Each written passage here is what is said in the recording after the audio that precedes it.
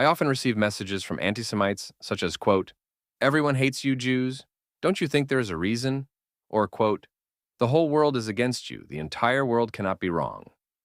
Up until very recently, the entire world believed the earth to be flat, I usually reply. And so far, not a single antisemite has found how to counter. It is harder to console my sad fellow Jews, saying that antisemitism has always existed and will exist forever. I recently read a story about a rabbi, whose name I unfortunately forgot. It goes like this. I imagine telling my great-grandpa about anti-Semitism at Harvard. He is surprised. There are Jews at Harvard. Yes, I sigh and continue, but some of them really hate Israel. He is completely shocked. There is an Israel? 100 years ago, it was hard to imagine Israel existing, but it exists. Today, it is impossible to imagine that there were times when anti-Semitism did not exist, or that one day it will be gone. Will it?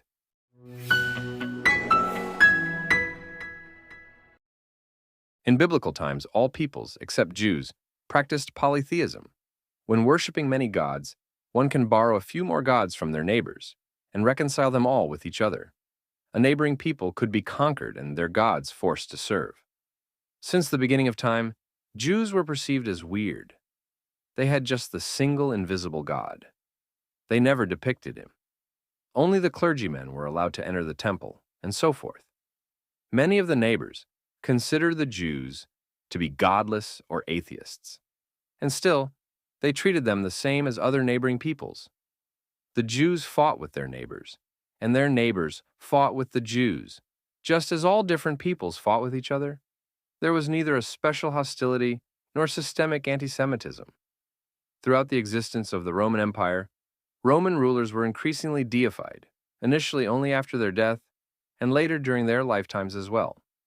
All the subjugated peoples reluctantly agreed to place statues of the Roman emperors in their temples. For a while, an exception was made for the Jews, for whom statues in the temple were completely unacceptable. This exception greatly irritated other communities. Even in the ancient world, we can find certain indications resembling the signs of a modern anti-Semitism. In some texts, Jews are reproached for distinguishing themselves from others and keeping to themselves. In others, Jews are accused of trying to assimilate for the sole purpose of gaining trust. Greeks attacked the Jews in Alexandria in 38 CE, as soon as the Roman authorities showed a glimpse of disfavor towards the Jews. This was the first documented Jewish pogrom in history. However, a few years later, with the rise of a new emperor in Rome, some Jewish privileges were restored, and then it was the Jews who took their turn attacking the Greeks. Anti-Semitism did not appear to exist in the ancient world, but political conflicts between different communities did occur.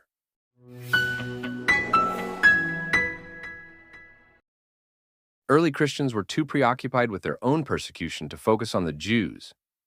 After Christianity was legitimized and spread, Jews were no longer unique in their monotheism, but they still remained alien among the surrounding Christians. For example, as financial dealings evolved and became more complex over the centuries, and while the church prohibited usury, Jews filled this niche. There still was no systematic state anti-Semitism in the early Middle Ages, but the suspicions towards those who felt foreign laid the groundwork for its emergence. The accusations of the crucifixion of Christ began to emerge around that time. Christ was crucified by the Romans, but the ancient Romans were no longer around, and the Jews were. The rare instances of anti-Semitism initially came not from the common people, but rather from the elites, and even those texts by 9th and 10th centuries clergy that preached relentless hatred of Jews indicate that Christians and Jews lived fairly peacefully. The Crusades, starting at the 11th century, were a significant milestone. Very different motivations led very different people to embark on these expeditions. Religion, desire for power or greed, intolerance or bloodthirstiness. Not all crusaders were noble knights in shining armor. Several fanatical preachers led crowds of commoners. Some were so ignorant about the world's history and geography that approaching any reasonably sizable city, they would ask, "Is this Jerusalem already?" a bloody trail of terrible Jewish pogroms followed along their path. Each of the continuing Crusades was accompanied by Jewish pogroms. Around this time, the blood libel about Jews torturing Christian children emerged. The charge of ritual child murder was first used against early Christians by the ancient Romans. But now, fanatical preachers were using this accusation to incite the crowd against the Jews. Pogroms had not yet become a normal occurrence, and some church and authorities' representatives, or even ordinary citizens, would protect and hide the Jews on occasion. Nevertheless, when the horrifying wave of violence accompanying the Crusades began to wane, the memory and the habit of bloodshed remained. The Church went through various crises in the 13th century. The Crusades dwindled, and universities emerged in Europe, bringing with them rationalist teachings and a general atmosphere of heresy. It was at this point that the Church designated the Jews as the enemies of Christianity. The 14th century brought climatic changes, cold, rain, and, as a consequence, poor harvests and famine. Then, the weakened population was struck by the plague, the Black Death, which claimed a third of Europe's population. Disasters and epidemics always provoke xenophobia, and the 14th century was no exception. It did not help that Jews were less affected by the plague than others. Following their religion, Jews wash hands regularly and bury the dead promptly. But nobody cared about objective reasons. Instead, Jews were accused of poisoning wells, and terrible pogroms swept through Europe. Survivors always trigger irritation and an even greater hatred in perpetrators by reminding them of their cruelty and guilt. After the pogroms, the situation for Jews continued to deteriorate significantly and irreversibly. The Inquisition emerged and gained power in Spain, and anti-Semitic popes were prominent in Italy.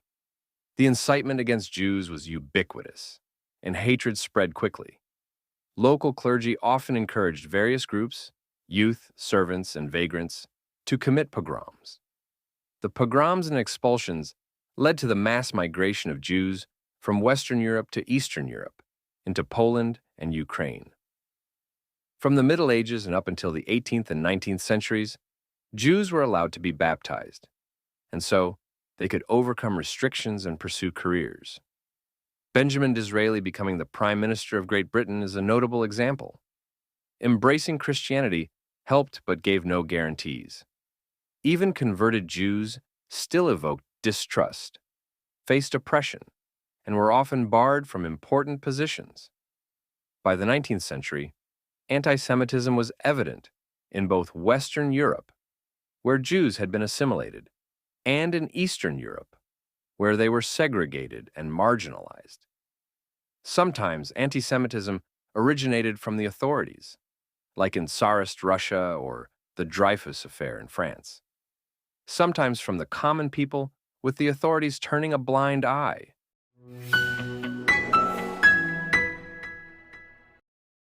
Christianity and Islam both have bloody histories, but the core difference is that the New Testament preaches love and forgiveness. Returning to the basics, to the text, we find kindness and mercy in Christianity. Christianity arises from weakness. Christ was crucified. Early Christians were being persecuted, oppressed, and exterminated, quite different from Muslims. During his lifetime, Muhammad waged many wars and defeated many enemies, killing them and taking their daughters as wives. From its very beginning, Islam was accompanied by incredible, dizzying military success. Soon after the Prophet's death, Muslims conquered a larger amount of land than they could anticipate. Islam comes from a position of strength. Under Sharia law, all non-Muslims living in Muslim-controlled territories were referred to as dhimmis. Authorities were to grant them protection of lives and property. But in return, the dhimmis had to acknowledge the absolute dominance of Islam, pay a special tax, and were subjected to endless discrimination. Dhimmis were prohibited from engaging in any political activity, holding government positions, serving in the military, possessing weapons, riding horses, marrying Muslims, and numerous other restrictions. A popular myth claims that Jews thrived under Muslim rule. Everything is relative, and while the Inquisition flames were not blazing on Muslim lands, there could be no real safety in a situation of total inequality. In all parts of the Muslim world, throughout the centuries, Jews were routinely subjected to forcible conversion to Islam, confinement to ghettos, expulsion, or even massacres.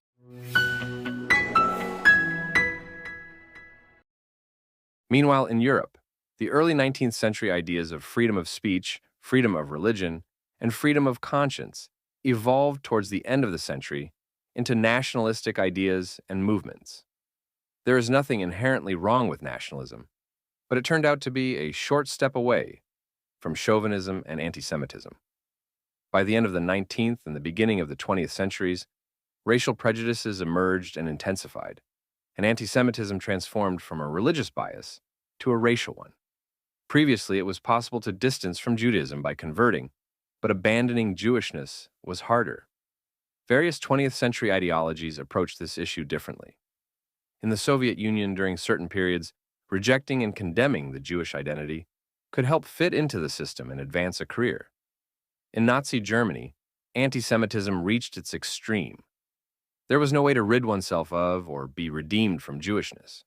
But even in Nazi Germany, the Holocaust didn't start overnight. It developed gradually. Restrictions were incrementally introduced, starting with meaningless yet humiliating ones: bans on pets, jewelry, and bicycle riding. These early restrictions resemble the humiliating dhimmi conditions under Muslim governance. Unpleasant, but mostly not fatal. Jews grew accustomed to enduring them, and German society became accustomed to Jewish humiliation. The natural progression led to bans on professions, marriage to non-Jews, and loss of citizenship. The initial plan assumed deporting all Jews to Madagascar, and only by 1942 was it decided to exterminate the Jews in concentration camps instead.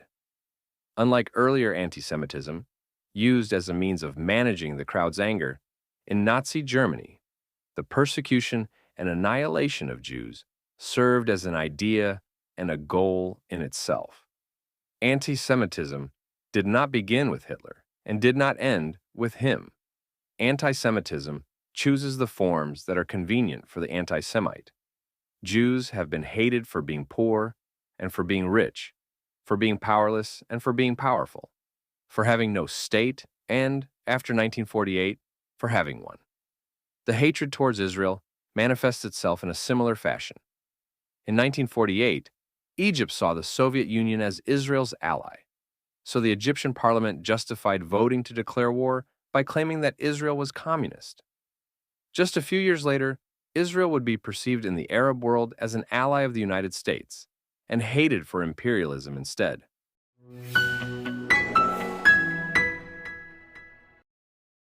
It is hard to imagine more miserable and helpless people than the early 20th century Jews fleeing from pogroms in Eastern Europe or the mid-20th century Jewish Holocaust survivors.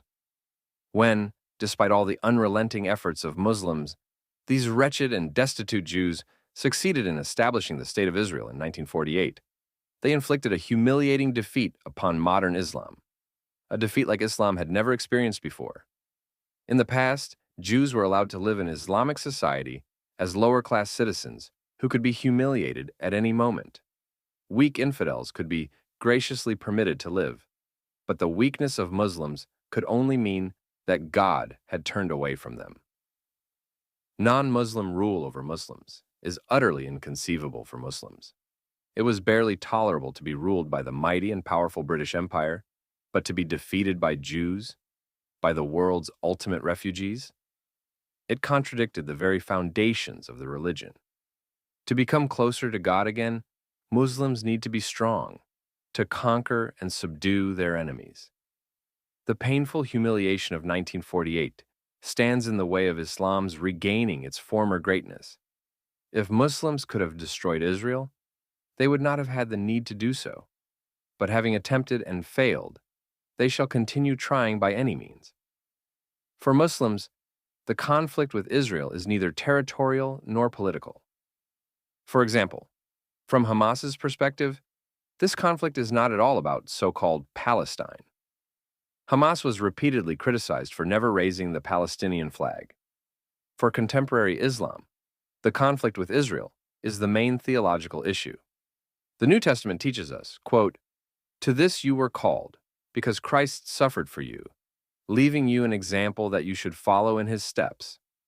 For Muslims, a synonym for closeness to God is power.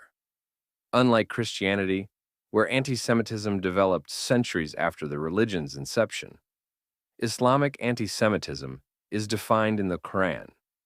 Muhammad fought against infidels and killed many Jews. Even among the atrocities committed by ISIS, there is no deed that Prophet Muhammad did not himself commit in the Quran. The path to restoring Islam's dignity is to crush Israel and the Jews, who have inflicted humiliation on the Muslims. This is not the only possible interpretation of Islam, but it is impossible to prove that this interpretation is incorrect by relying purely on the text.